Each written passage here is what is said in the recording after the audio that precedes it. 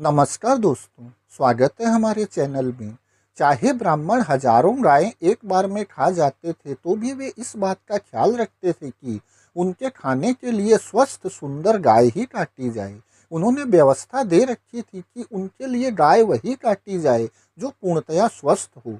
उन्होंने नियम बना रखे थे कि ऐसी गाय मारी जाए जो 7 या 9 खुर वाली न हो, पूरे 8 खुर हो यानी लंगड़ी न हो, जिसके सींग टूटे हुए न हो, लड़कर किसी से सींग न तुड़वाए हो यानी तगड़ी गाय हो, काली गाय न हो। शायद उन्हें लगता होगा कि काली गाय खाने से उनका रंग भी काला न हो जाए।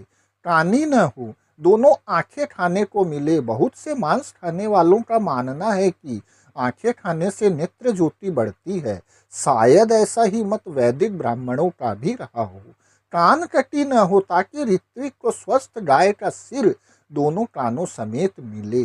ब्राह्मण ग्रंथों में इस बात का विस्तार से वर्णन किया गया है कि यज्ञ में गाय और अन्य पशुओं को कैसे काटा जाए तथा काटने के बाद उन्हें ब्राह्मणों और यजमान में कैसे बांटा जाए। गाय और अन्य पशुओं को काटने की विधि इस प्रकार है। यूप संधि। सर्वप्रथम गाय को मजबूत रस्सी के साथ मजबूत खूंटे के साथ बांधा जाता था ताकि वह भाग न पाए। यज्ञ के लिए बनाए गए खूंटे को यूप कहा जाता है। रामायण में जिन यूपों का वर्णन किया गया है उन्हें हाथी भी नहीं उखाड़ सकता था। प्रोक्षण। काटने के बाद वेद मंत्र पढ़ते हुए गाय तथा अन्य बलि पशुओं को पानी छिड़क कर अच्छी तरह साफ किया जाता था। इस विधि को प्रोक्षण कहा जाता है। जिस पशु को काटना होता था उसी का प्रोक्षण किया जाता था। प्रोक्षण का अर्थ था अब यह पशु कटेगा। यज्ञ वेदी पर गाय को काटते समय वेद मंत्र बोलते हुए गाय के पैर बांध दिए जाते थे। फिर वज्र के समान मजबूत तलवार से एक ही वार में गर्दन धड़ से अलग कर दी जाती थी। वेद मंत्र यह था, पशु पासाय विग्रहे शिरश्छेदाय विश्वकर्मणे धीमहि तन्नो जीव प्रचोदयात्। यह मंत्र पढ़कर जीव यानी गाय, घोड़ा, बकरी, आदमी आदि को यज्ञ में काट लिया जाता था। सतयुग अथवा वेद काल में यज्ञ वेदी पर गाय और अन्य पशु काटने का काम होता यानी ऋत्विक करता था। त्रेता युग अथवा महाभारत के समय केवल वेद पढ़े लिखे ब्राह्मण ही यह काम करते थे। गाय की गर्दन काट देने के बाद वेद का आदेश है कि गाय के ऊपर की खाल को बिना काटे साबुत ही उतारो। नाभि को काटने से पहले आंतों के ऊपर की झिल्ली को चीर डालो। खाल इसलिए साबुत उतारी जाती थी क्योंकि यह सोम बनाने में काम आती थी। इसके बाद आदेश है कि खाल उतार लेने के बाद छाती का एक टुकड़ा बाज के आकार का काटो। अगली दोनों टांगों को कुल्हाड़ी और धान की बाली की शक्ल में काटो। फिर कमर के नीचे का हिस्सा साबत निकालो। ढाल के आकार वाले जांघ के ऊपरी 2 भागों को काटो। दोनों घुटने और 26 पसलियों को निकालो। इस तरह मारी गई प्रत्येक गाय और पशु के कुल 36 टुकड़े कर दिए जाते थे। हर टुकड़े को संभाल कर रखने का आदेश भी दिया गया है ताकि आपसी बंटवारे में कोई अड़चन न आए।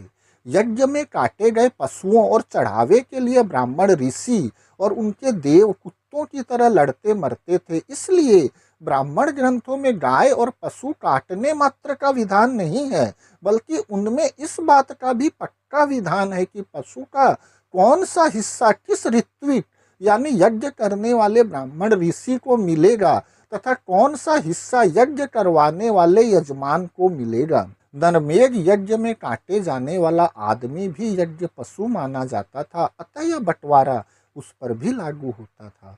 ऐतरेय ब्राह्मण के अध्याय 31 में बंटवारे का विधान इस प्रकार से है। 1 नंबर, जबड़े की दोनों हड्डियां और जीभ प्रस्तोता नामक ऋत्विक को दी जाए। 2 नंबर, बाज की आकार जैसी छाती का टुकड़ा उद्गाता नामक ऋत्विक को दिए जाएं। 3 नंबर, गला और तालू प्रतिहर्ता नामक ऋत्विक को दिए जाएं। 4 नंबर, कमर के नीचे का दाहिनी ओर का हिस्सा होता नामक ऋत्विक को दिया जाए। 5 नंबर, कमर के नीचे का बाईं ओर का हिस्सा ब्रह्मा नामक ऋत्विक को दिया जाए। दशरथ के अश्वमेध यज्ञ में उसका कुलगुरु वशिष्ठ ब्रह्मा बना था, अतः उसे घोड़े की कमर का बायां भाग मिला था। 6 नंबर, दाई जांघ मैत्रावरुण को दी जाए। 7 नंबर, बाई जांघ ब्रह्माछंसी को दी जाए। 8 नंबर, दाहिने कंधे का हिस्सा अर्ध्यु को दिया जाए।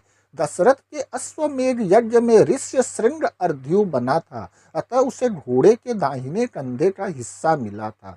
9 नंबर, बायां कंधा प्रतिप्रस्थाता को, कुछ हिस्सा मंत्र उपगायकों को, दाई टांग का हिस्सा नेष्टा को तथा बाई टांग का निचला हिस्सा पुत्र को दिया जाए। 10 नंबर, दाहिनी जांघ का ऊपरी भाग अच्छावाक को, बाई जांघ का ऊपरी भाग अग्निधर को, अगली दाहिनी टांग का ऊपरी भाग आत्रेय को तथा बाई टांग का ऊपरी भाग सदस्य को दिया जाए। 11 नंबर, सिर सुब्रमण्यम को, गर्दन का कुछ भाग प्रावस्तुत को, पीठ का मांसल भाग उन्नेता को तथा गर्दन का कुछ भाग गाय काटने वाले को दे दिया जाए। 12 नंबर, ऊपर दिए गए विवरण में हिस्सा पाने वाले सभी ब्राह्मण ऋत्विक है। यज्ञ करवाने वाले दंपति के हिस्से में आते थे पीछे की हड्डी और अंडकोश। अगर गाय काटी जाए तो उसे मात्र पीछे की हड्डी मिलती थी। 13 नंबर, अगर यज्ञ के बिना गाय काटी जाती थी तो यजमान को मिलता था दायां खुर और उसकी पत्नी को मिलता था बायां खुर तथा दोनों को सांझे में मिलता था आधा आधा ऊपरी होंठ। यह तथ्य है दोस्तों कि प्राचीन भारत में यज्ञ स्थल पूरा बूचड़ खाना था, जहां कुछ ऋषि कसाईयों का काम करते थे और उनके बाकी साथी मांस के लिए वैसे ही लड़ते थे जैसे बूचड़ खाने में कुत्ते हड्डी के लिए लड़ पड़ते हैं। धन्यवाद दोस्तों।